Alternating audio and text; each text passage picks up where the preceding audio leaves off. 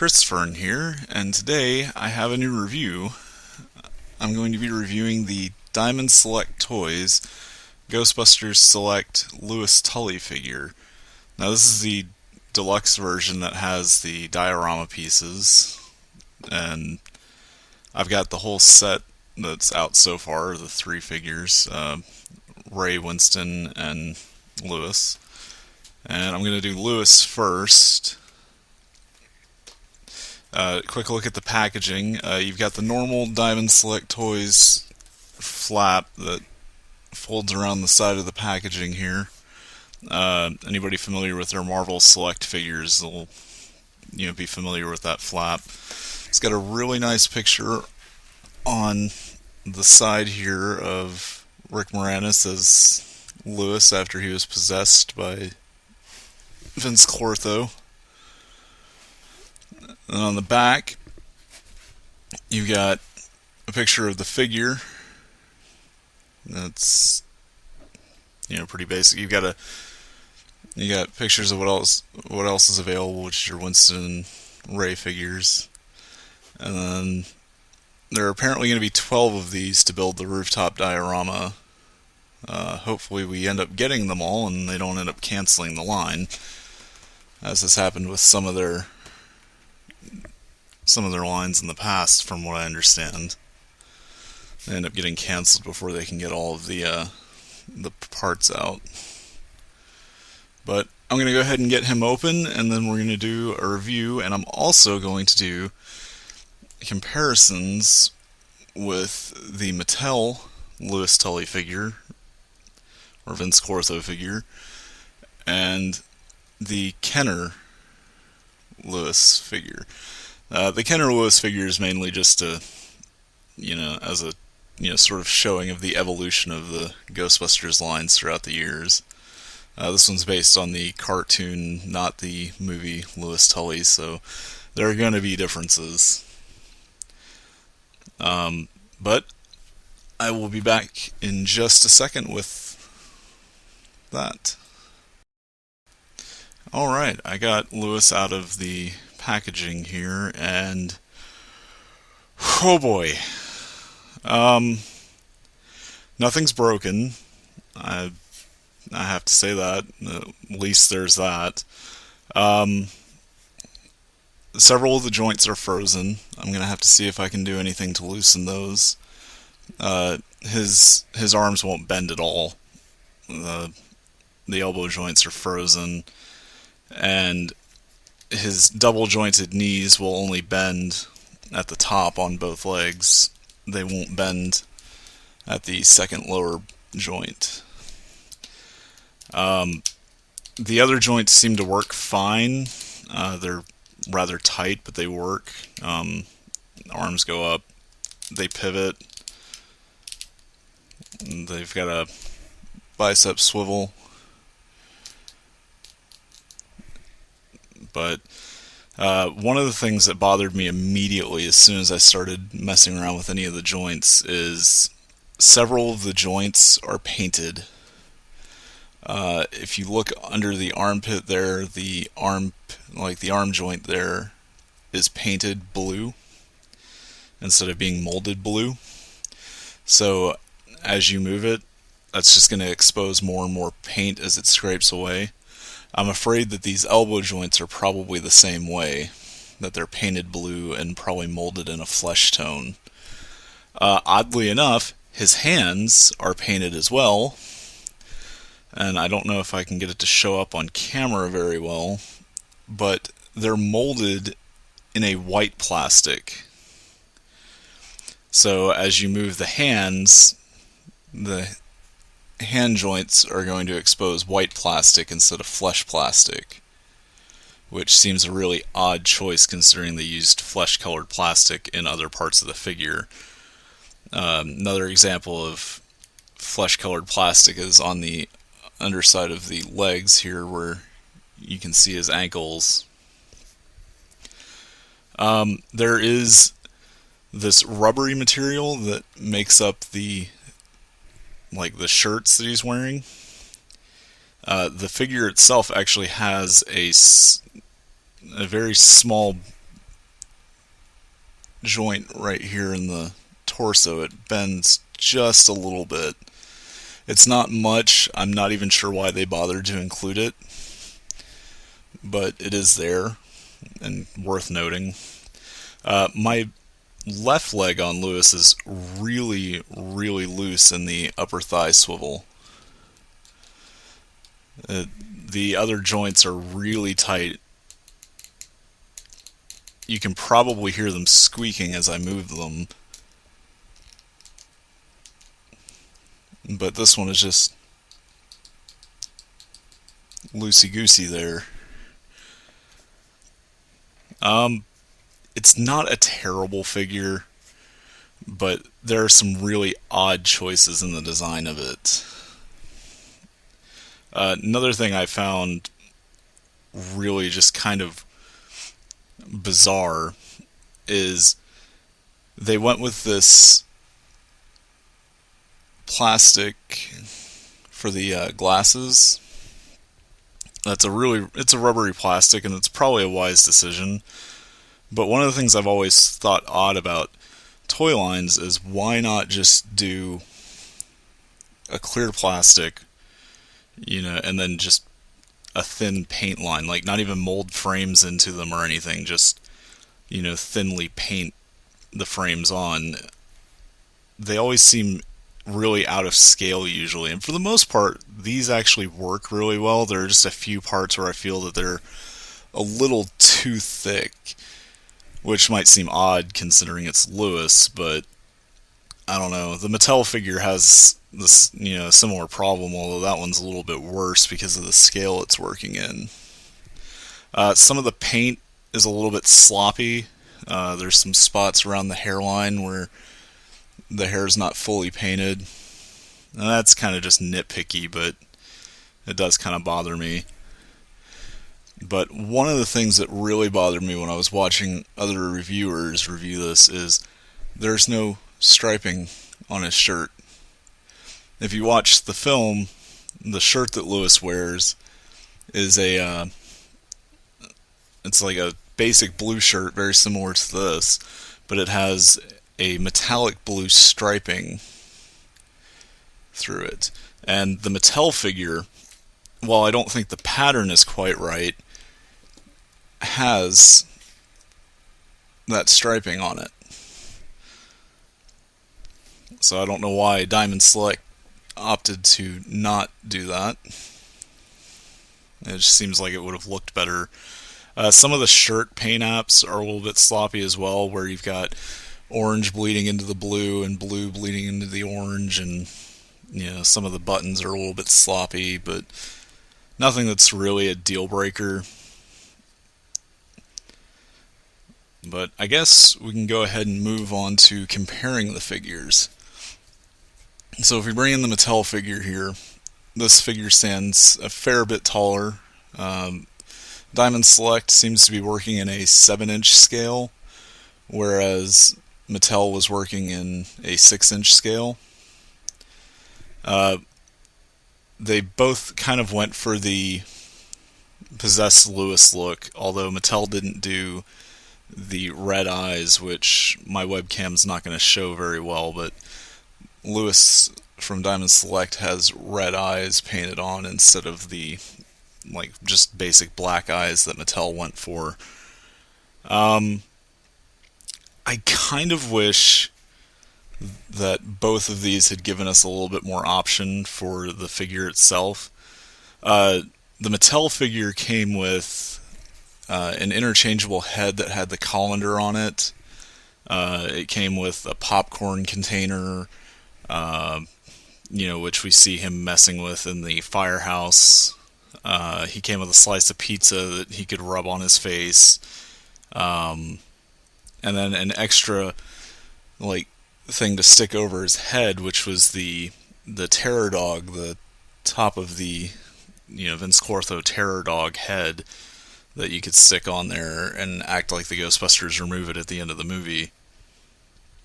The Diamond Select figure, on the other hand, comes with no accessories at all. No colander, no, popcorn container, no nothing. if they weren't going to include any accessories, I would have liked to have seen an alternate torso. Like make this a joint that could pop out right here at the waist. Because it's a joint. It's a tight joint, but it is a joint. But if they had made it one that you could pop out, they could have made an alternate torso and done a regular Lewis figure packaged with this instead of just the Vince Clortho.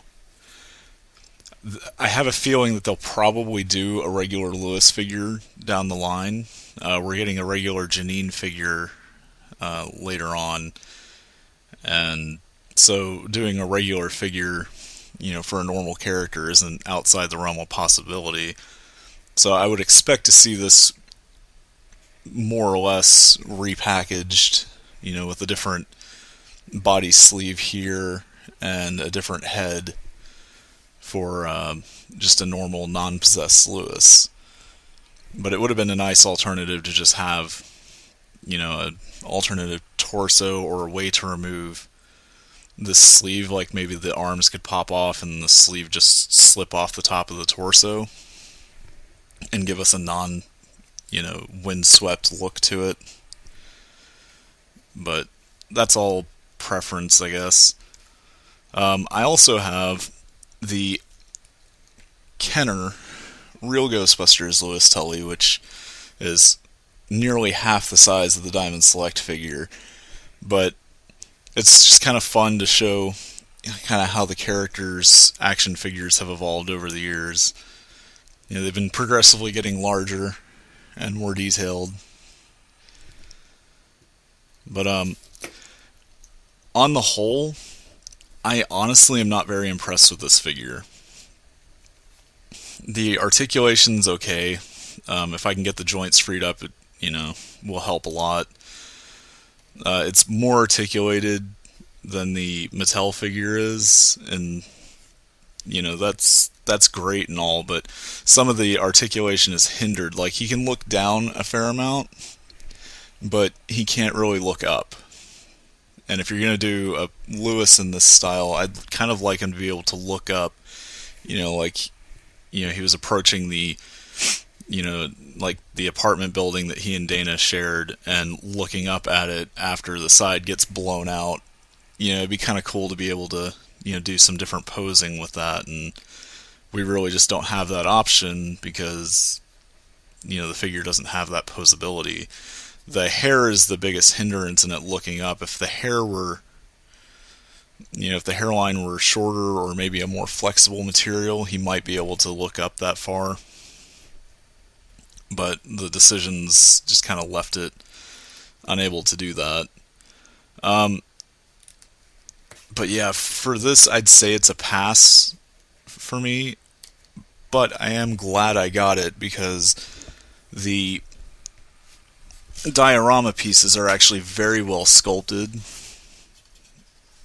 I'm going to pull this in here. They've got a very nice stone texture to them, and they're actually very well painted. If you ignore the backside's a little sloppy, but you're not going to see that anyway. But they've got like nice gradients to them, some pretty nice highlights. They feel very sturdy, and I think once the whole thing's put together, I think it's going to be a really nice setup. It also came with one of the columns for the temple as well, and I think this is going to be a really cool display once we get all the pieces and are able to put it together. So, if for no other reason, the Select line's worth picking up for that, because I think, even if you don't like the figures themselves, the diorama will probably work well enough with the Mattel figures that you could use those in its stead. But if you don't care about the diorama, if you just want to buy the figures, I would just get the ones that you can get at, Toys R Us. They're about half the price. They're the same figures. You're just not going to get the diorama pieces. They actually also come with stands, which Lewis doesn't have a problem with standing up, at least not that I've experienced so far, but I've heard that some of the Ghostbusters, because they're more top heavy with the proton packs and, you know, all the torso sculpting and all that, plus their taller figures are just going to raise their center of gravity, that they have trouble standing up. So stands would really have been a nice addition to this, the select line, which they don't have. The smaller ones have, not the smaller ones, the normal release ones, the Toys R Us release ones have stands, but not the select ones. So if you're just going after the figures, those are definitely the way to go. I wouldn't pick up the select line unless you just really want the display pieces. If you're looking at these for, doing a lot of posing, be warned that, you're going to get joint rub. Anybody familiar with customizing, you're going to be familiar with joint rub, but that's something that you don't typically see in a mass market release figure. I'm really disappointed to see that. Mattel's, they molded the joints in the color that they eventually, wanted, instead of molding them in, some other color. And the Mattel one really doesn't lack much in the way of articulation versus the select one. About the only real articulation that it lacks is there's no torso bend. It does have like a wiggle to its hip, which is kind of pointless. I really don't see that you need it, but it is extra articulation that isn't present on the select one. But on top of that, none of the joints on the Mattel figure were frozen when I got it. I didn't have to do anything to free up any of the joints. I'm not sure why Diamond Selects are frozen. The whole figure feels like it's painted, and so paint may have gotten into the joints, and that may have caused the joints to lock up. If so, that's something that I would have expected Diamond Select to have anticipated. That's a fairly common occurrence, particularly in the customizing world, that you're gonna get paint into joints, and that can run the risk of freezing up a joint if you're not careful. The easiest solution to that would have been to just mold it in the color that you wanted it, and then you wouldn't need to paint it at all. But I guess that's just preference. The paint does add a nice matte finish to it, whereas the Mattel figure's more glossy. And that may have been why they opted to do paint. But it's just something that I would have expected them to, have thought about. So I'm really disappointed that they just put these out with these kind of problems, especially at the price point that they put them out at. Effectively, they're charging you twice the price. They're charging you the same amount for the display stand as for the figure. The figures, that you buy at Toys R Us are like $13 a piece, without the display stand. With the display stand and all the same accessories, they're $26, I think was what I paid for mine. So you're paying effectively the same amount for this, which is a lot more plastic, granted. I feel like there's probably a lot more plastic in the display stand than there is in the figure itself. Even though it is hollow, it's a decent chunk. But when you've got a figure that has no accessories and the problems that these figures have, I feel like they probably either should have sold them at a lower price point or actually done some R&D on them to make sure that they were releasing quality action figures. I mean, Diamond Select isn't new to the action figure game. They've got the Marvel Select line, which they've been doing for years now. They've got, their Mini-Mates line. So, I mean, it's not like this is their first foray into doing action figures, and for it to be riddled with these kind of problems is, well, ridiculous in my opinion. But that's just my opinion. But like I said, for me, it's a pass. I wouldn't spend my money on it. But I'll probably end up collecting the whole line for two reasons. One, because I'm a huge Ghostbusters fan, and two, I really want the diorama.